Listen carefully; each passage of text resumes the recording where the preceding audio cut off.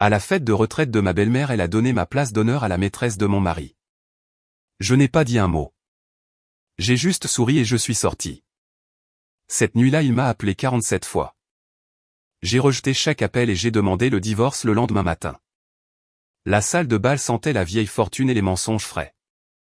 Je l'ai remarqué à la seconde où j'ai franchi les doubles portes. Ce mélange particulier d'arrangements floraux coûteux et de quelque chose de moins cher en dessous. Ma belle-mère avait loué tout le dernier étage du Méridien pour sa fête de retraite. Elle l'a planifié depuis 8 mois. 8 mois. Je le sais car j'avais été mise en copie de chaque révision du traiteur et de chaque mise à jour du plan de table. Non pas parce qu'elle voulait mon avis. Elle voulait que je voie exactement combien de réflexions elle mettait dans chaque détail. J'ai lissé ma robe en soie bleu nuit. C'était celle dont mon mari avait dit un jour qu'elle me donnait l'air de posséder la pièce. Je suis entré. J'avais 31 ans. J'étais devenu associé dans mon cabinet 6 mois plus tôt. J'avais travaillé 80 heures par semaine pendant 9 ans pour construire quelque chose de réel et quelque chose à moi. Je n'étais pas le genre de femme qui se laissait facilement déstabiliser. Mais quelque chose m'a semblé anormal au moment où j'ai franchi ce seuil. La pièce était pleine. Il y avait des collègues de ma belle-mère. Ses amis de l'église étaient là avec les femmes de son club de lecture. J'ai aussi vu les proches de mon mari que je n'avais rencontrés qu'aux fêtes. Mon mari était déjà là. Je venais directement d'un appel avec un client. Je l'ai repéré près du bar en train de rire de quelque chose. Ce rire facile que j'aimais tant. Il ne m'avait pas envoyé de message de toute la journée. Je me suis dit que c'était juste une journée bien remplie. Je me suis dit beaucoup de choses cette année-là. J'ai commencé à me diriger vers lui quand je l'ai vu. Elle était assise à la table d'honneur. Pas seulement à la table d'honneur. Elle était à la place directement à la droite de ma belle-mère. La place d'honneur. La place dont on m'avait dit par un courriel de plan de table il y a 3 semaines qu'elle m'était réservée. Je savais qui elle était. Je le savais depuis environ 47 jours bien que je n'ai pas dit un mot à personne. J'avais trouvé un reçu d'hôtel à son nom. Il indiquait 2 invités. Il était glissé dans la poche de son blazer quand je l'apportais au pressing. J'avais pris une photo. J'avais remis le blazer dans le sac. Je l'avais récupéré 3 jours plus tard comme si de rien n'était. J'avais passé ces 47 jours à observer et à attendre et à décider. Elle était plus jeune que moi. Pas de beaucoup. Peut-être de 3 ou 4 ans. C'était assez pour que je remarque qu'elle portait du rouge. Ma belle-mère déteste le rouge lors des événements formels. Elle l'avait dit exactement 4 fois en ma présence. Elle portait du rouge et ma belle-mère lui souriait comme si elle avait personnellement décroché la lune. Je suis resté là pendant peut-être 6 secondes. Pas longtemps mais assez longtemps. Mon mari a fini par me voir à l'autre bout de la pièce. Quelque chose a vacillé sur son visage. Pas de la culpabilité. Pas tout à fait. Plutôt du calcul. Il a légèrement levé son verre pour un petit demi-salut. Il est retourné à la conversation qu'il avait. Ce fut le moment décisif. Pas le plan de table. Pas la robe rouge. Ce demi-salut. 9 ans.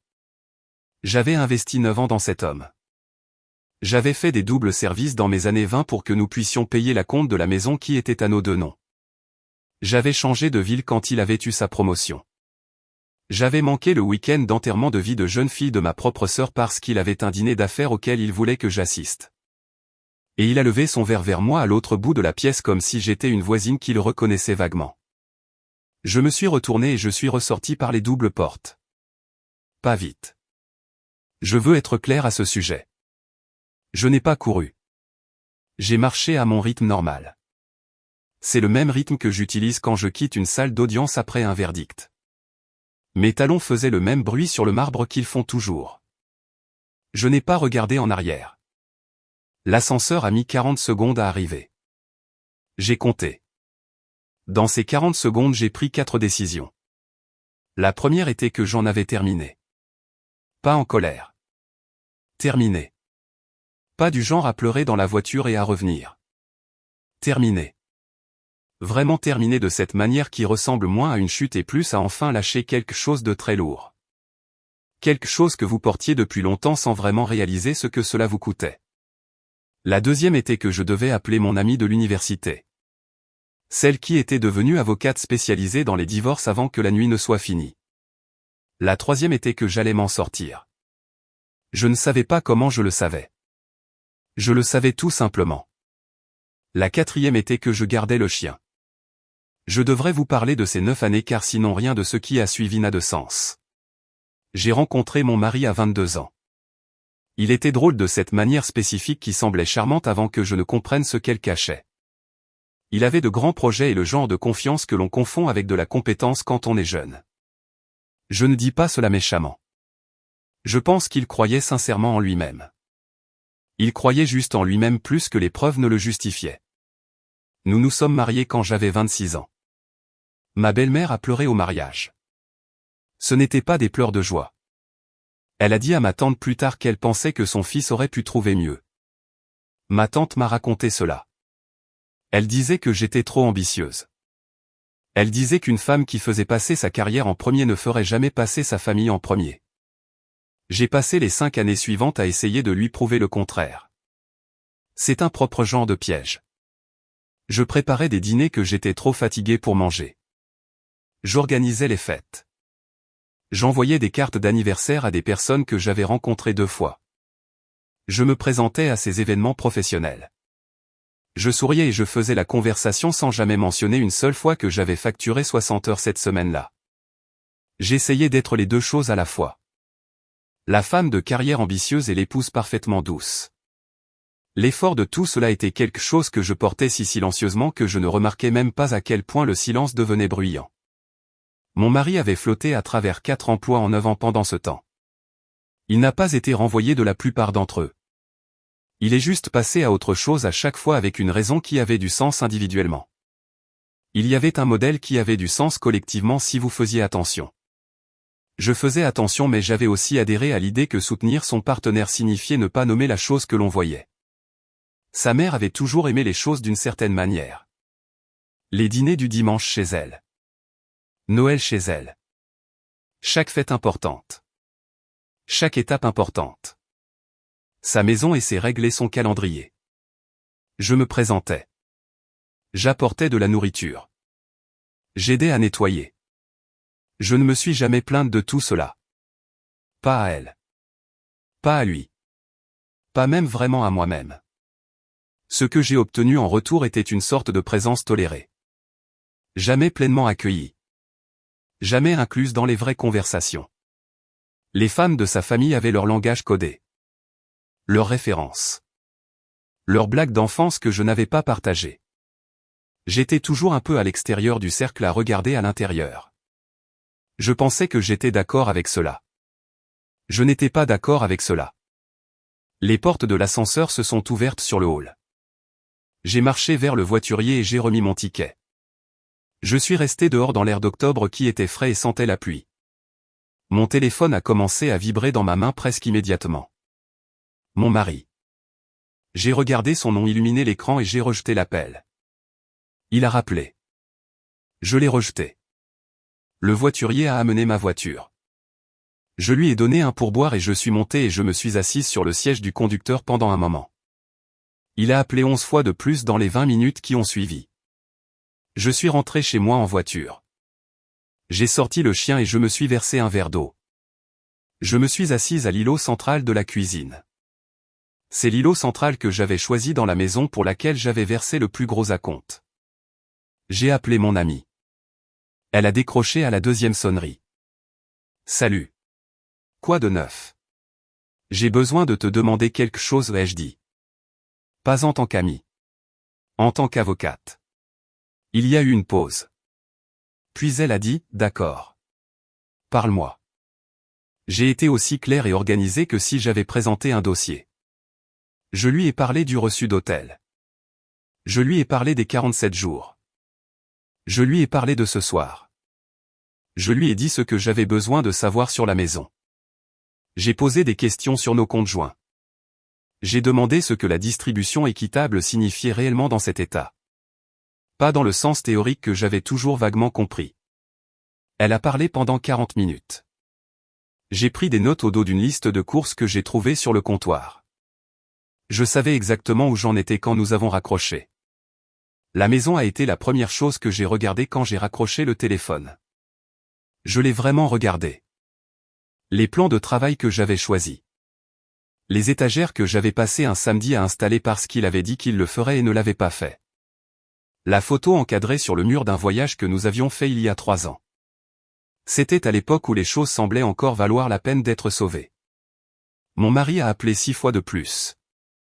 Je n'ai pas répondu. Finalement vers 11 heures il a envoyé un message. Où es-tu? Nous devons parler. J'ai posé mon téléphone face vers le bas et je suis allé dormir. Je vais être honnête à propos des semaines suivantes parce que je pense que les gens racontent mal l'histoire après coup. Ils la rendent propre. Ils disent « J'ai décidé de partir et je suis parti ». Comme si c'était une phrase avec rien entre les deux. Ce n'est pas comme ça. L'entre-deux est l'endroit où tout le vrai travail se produit. J'allais toujours au travail tous les jours. Je déposais toujours des dossiers et je prenais des appels et j'assistais à des dépositions. Personne au travail ne savait rien. C'était un genre de solitude spécifique auquel je ne m'attendais pas. Porteur quelque chose d'aussi lourd tout en paraissant aller parfaitement bien. Je suis devenu doué pour ça. Il s'est avéré que je m'étais entraîné depuis des années. Mon mari voulait parler. Nous avons parlé. Il a dit qu'elle n'était personne. C'était la chose la plus insultante qu'il aurait pu dire. Il a dit que c'était juste arrivé. Il a dit que ma belle-mère ne le savait pas. Je n'ai pas cru cela une seule seconde. Il a dit que le placement était une coïncidence. Un malentendu. Une erreur de bureau de l'organisateur de l'événement. Il avait une réponse à tout qui n'était pas tout à fait une réponse à quoi que ce soit. J'ai écouté tout cela. Je n'ai pas crié. Je n'ai pas pleuré devant lui. J'ai posé 2 ou 3 questions. C'est le genre de questions que l'on pose quand on connaît déjà la réponse. On veut juste voir comment quelqu'un joue le mensonge. Il l'a plutôt bien joué en fait. Je l'aurais peut-être cru si je ne l'avais pas surveillé. Mais j'avais eu 47 jours d'observation. J'avais fini d'y croire. Ma belle-mère m'a appelé 2 fois. J'ai laissé aller sur la messagerie vocale la première fois. Son message durait 43 secondes. Elle expliquait que j'avais embarrassé toute la famille en partant. Elle disait que c'était un scandale et que je devais m'excuser. Elle disait que je devais penser aux sentiments de mon mari. Pas à son comportement mais à ses sentiments. Je l'ai rappelé. Je veux être clair. J'étais calme. J'étais complètement et entièrement calme. De cette manière qui se produit après un certain type de seuil et pas avant. J'ai entendu votre message. Ai-je dit. Je comprends que vous soyez contrarié. J'ai quelque chose que j'aimerais dire. J'apprécierais que vous me laissiez terminer. Elle a accepté. Probablement parce qu'elle s'attendait à ce que je donne une sorte d'excuse ou d'explication. Ce ne l'était pas. Je lui ai dit que j'étais au courant de la situation. Je n'ai pas précisé ce que j'entendais par la situation. Je l'ai dit d'une manière qui indiquait clairement que je ne devinais pas. Je lui ai dit que ce qui s'était passé à sa fête de retraite était quelque chose dont je ne discuterais pas avec elle. Ce n'était pas ses affaires. J'en avais fait ma propre évaluation et l'évaluation était finale. Je lui ai dit que la suite des choses entre son fils et moi restait entre son fils et moi. Son implication à l'avenir rendrait les choses plus compliquées pour lui et non l'inverse. Je lui disais cela par courtoisie. Ensuite j'ai dit au revoir et j'ai raccroché. Elle n'a plus appelé. Le deuxième appel de sa famille que je n'attendais pas venait de sa jeune sœur. C'était celle que j'avais toujours discrètement appréciée plus que les autres. Elle a appelé un mercredi matin. Quand j'ai décroché elle a dit « Je veux juste que tu saches que je suis désolé. Je savais et j'aurais dû te le dire et je suis désolé pour ça aussi. » J'ai absorbé cela pendant un moment. Depuis combien de temps, ai-je demandé? Environ 6 mois. 6 mois. Je le savais depuis 47 jours et j'avais pensé que c'était long à porter. Merci de me l'avoir dit, ai-je dit. Et je le pensais.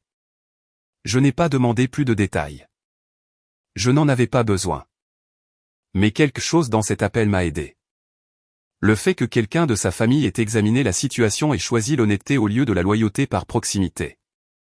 Cela m'a fait me sentir moins comme si j'avais imaginé des choses. C'était plus comme si je les avais simplement enfin vus. J'ai demandé le divorce 11 semaines après la fête de retraite. Mon mari ne l'a pas bien pris. Pas violemment. Je veux être précise à ce sujet. Mais pas gracieusement non plus. Il y a eu des messages que j'ai arrêté de lire après le premier paragraphe.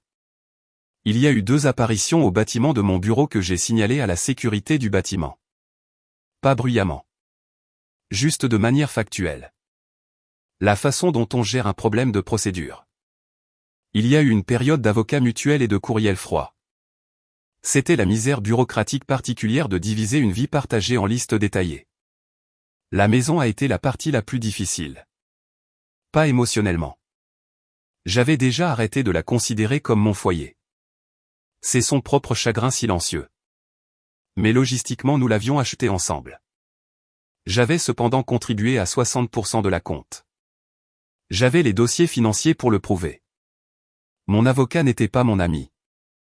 Elle avait confié le dossier à un collègue pour éviter tout conflit. Elle se portait entièrement garante de lui. Il était méticuleux et minutieux. Il a obtenu un règlement qui était juste selon les chiffres. J'ai gardé la maison. J'ai gardé le chien. J'ai gardé l'îlot central de la cuisine que j'avais choisi et les étagères que j'avais installées. J'ai aussi gardé la photo encadrée que j'ai finalement décrochée et remplacée par autre chose. Sa mère ne m'a plus jamais contacté. Ni quand le divorce a été finalisé ni pendant les fêtes. Sa sœur m'a envoyé un message une fois, « J'espère juste que tu vas bien ». Je lui ai dit que c'était le cas. C'était la fin de ce chapitre. Voici ce que personne ne vous dit sur le fait de recommencer à 31 ans. C'est terrifiant et aussi étonnamment spacieux sous la terreur. J'avais structuré une si grande partie de ma vie autour d'une architecture partagée. Ce que nous faisions. Où nous allions. Le calendrier auquel j'adaptais le mien. Sans cela les jours avaient une texture différente. Plus long à certains endroits. Plus calme d'une manière qui a demandé un certain temps d'adaptation. Mais j'ai aussi commencé à remarquer des choses que j'avais cessé de remarquer. La façon dont j'aimais vraiment les dimanches matins. Le café et l'absence de programme particulier et le chien sur le canapé à côté de moi. Le fait que j'avais des opinions sur des choses pour lesquelles je m'en étais remise à lui pendant des années. Des petites choses. Quoi regarder et d'où commander à manger et comment passer un samedi. Mes propres opinions étaient parfaitement valables. J'avais de bons instincts et ils fonctionnaient quand je les écoutais. J'ai commencé à inviter ma sœur à dîner le week-end. J'ai accepté une affaire sur laquelle j'avais hésité en raison des heures qu'elle exigerait. J'ai redécoré la chambre d'amis. Je l'avais gardée neutre pendant des années au cas où sa famille aurait besoin d'y passer la nuit. Je l'ai peinte en jaune. Un jaune très spécifique et têtu et sans complexe. Environ un an plus tard je déjeunais avec une collègue. Elle a dit quelque chose à laquelle j'ai beaucoup pensé depuis. Elle a dit, « Tu sembles différente d'il y a 2 ans. » J'ai demandé ce qu'elle voulait dire. « Tu as l'air de prendre la bonne quantité d'espace. » A-t-elle dit. Avant tu avais toujours l'air de chercher à t'excuser de ta présence. A-t-elle ajouté après une pause pour chercher le mot. Juste un peu tout le temps. J'ai pensé à la table du dîner de ma belle-mère. À l'ajustement de ma façon de parler du travail parce qu'il devenait silencieux quand je parlais d'une victoire. Aux 8 mois de courriel de planification de la fête de retraite dont j'avais été mise en copie comme une forme de performance. Aux 11 années de diminution légère et constante et à peine visible. À la façon dont on peut en absorber tellement qu'on n'en sent même plus le goût. Où ai-je dit? Je pense que je le faisais. Je ne vais pas vous dire que tout a été facile après ça parce que ce n'était pas le cas. Le divorce est difficile. Recommencer est difficile. Il y a des jours qui sont plus difficiles que d'autres. Les fêtes ont été dures cette première année d'une manière que je n'avais pas tout à fait anticipée. Pas parce que mon mari me manquait. La version du futur que je pensais construire me manquait. Mais j'étais arrivé de l'autre côté de la chose la plus difficile que j'ai jamais traversée. Presque intact et plus lucide que je ne l'avais été depuis des années. Je savais ce que j'accepterais et ce que je n'accepterais pas. Je savais comment quitter une pièce quand une pièce devait être quittée. Je savais que le silence est parfois la réponse la plus forte possible. Ma belle-mère avait passé 8 mois à planifier une fête conçue au moins en partie pour me remettre à ma place. Elle avait tout organisé pour faire passer un message devant chaque personne qui comptait pour elle. Le placement et les invités et tout le reste. Le message que j'ai fait passer était plus petit. Juste une paire de talons sur du marbre. Un trajet en ascenseur de 40 secondes. Une porte se fermant derrière moi sans un scandale et sans un discours. Je n'ai pas voulu lui donner la satisfaction d'une réaction qu'elle pourrait raconter et recadrer et utiliser. Parfois la chose la plus puissante que vous puissiez faire dans une pièce pleine de gens qui attendent que vous vous effondriez est simplement de partir. Je suis sorti de cette salle de bal et j'ai continué à marcher. Et je ne me suis pas arrêté jusqu'à ce que j'ai construit quelque chose qui me corresponde vraiment. Pas la femme que j'avais jouée. Pas la version qui s'excusait de prendre de la place. La vraie moi dans la chambre d'amis jaune avec le chien sur le canapé et les dimanches matins. Avec le travail dont j'étais fier et la vie que j'avais enfin cessé de rétrécir pour épouser la forme de quelqu'un d'autre. Cela valait plus que n'importe quelle place à n'importe quelle table. Il y a quelque chose dont personne ne vous prévient quand vous faites enfin la bonne chose. Cela ne semble pas toujours triomphant au début. C'est silencieux et presque décevant. Je suis sorti de cette salle de bal et le monde ne s'est pas arrêté. La musique a continué à jouer. Les boissons ont continué à couler. Ma belle-mère a probablement continué à sourire à la femme à la robe rouge. Et je suis resté dehors dans l'air d'octobre à attendre ma voiture. Je me sentais moins comme une femme qui venait de faire un coup de maître. Je me sentais plus comme quelqu'un qui avait enfin et discrètement dit la vérité. Je pense beaucoup aux causes et aux effets quand je repense à ces années. Pas d'une manière dramatique. Pas au destin ou au karma dans un sens mystique. Juste à leur logique simple et ordinaire. Chaque choix s'accumule. Ma belle-mère a fait le choix encore et encore de me traiter comme quelque chose de temporaire. Quelque chose de toléré. Mon mari a fait le choix de la laisser faire. De laisser faire beaucoup de choses. Et j'ai fait des choix moi aussi. Le choix de rester silencieuse et de m'adapter et de jouer un contentement que je ne ressentais pas pleinement. Et ces choix ont leurs propres conséquences. Le genre lent qui se glisse en vous jusqu'à ce qu'un jour vous soyez debout dans un ascenseur à compter les secondes. Et vous réalisez que vous portez depuis des années quelque chose qui n'a jamais été à vous de porter. Ce avec quoi j'ai dû composer et vraiment m'y attarder, c'est que l'intelligence sans l'honnêteté n'est qu'une habile tromperie de soi-même. Je savais des choses. J'avais le reçu. J'avais 47 jours d'observation. J'avais des années de plus petites preuves. Et je continuais à les classer au lieu d'agir. Je me disais que j'étais prudente et que j'étais intelligente. Mais il y a une version de l'intelligence qui n'est en réalité que de la peur. Et je vivais dans cette version depuis longtemps. La vraie clarté. Le genre qui vous sert réellement. Elle exige que vous regardiez ce que vous savez et que vous en fassiez quelque chose. Non pas vous punir pour ce que vous n'avez pas vu plus tôt. Juste le voir maintenant clairement et avancer. L'appel de sa sœur me reste en mémoire. Elle le savait depuis 6 mois et n'avait rien dit. Elle a appelé pour s'en excuser. Non pas parce que quelqu'un l'y a obligé. Elle avait décidé que l'honnêteté comptait plus que de maintenir la paix. C'est un choix plus difficile qu'il n'y paraît. La loyauté familiale est une vraie pression. Elle a choisi quelque chose de plus difficile que le confort. J'ai essayé de m'y accrocher comme modèle de la façon dont je veux avancer dans le monde. Faire la chose la plus difficile et la plus honnête même quand cela vous coûte quelque chose. La partie dont je suis la plus fière n'est pas le divorce ou de garder la maison ou l'un des résultats. Ce sont les 40 secondes dans cet ascenseur où je ne me suis pas effondré. L'endroit où j'ai choisi consciemment et délibérément de gérer ce que je ressentais sans en faire un scandale. Sans remettre ma dignité à des personnes qui m'avaient déjà montré exactement à quel point elles l'estimaient peu. Ce genre de constance ne vient pas de nulle part. Elle vient du fait de décider à plusieurs reprises au fil du temps qui vous voulez être quand les choses deviennent difficiles. J'avais pris cette décision même quand je ne savais pas que je le faisais. J'ai peint la chambre d'amis en jaune parce que j'en avais envie. C'est tout. Aucun symbolisme n'est requis. Juste une femme dans sa propre maison faisant un choix qui était entièrement et simplement le sien. Il s'avère que c'est suffisant. Il s'avère que ça l'est. Cette histoire est entièrement fictive et destinée uniquement à des fins de divertissement et d'éducation.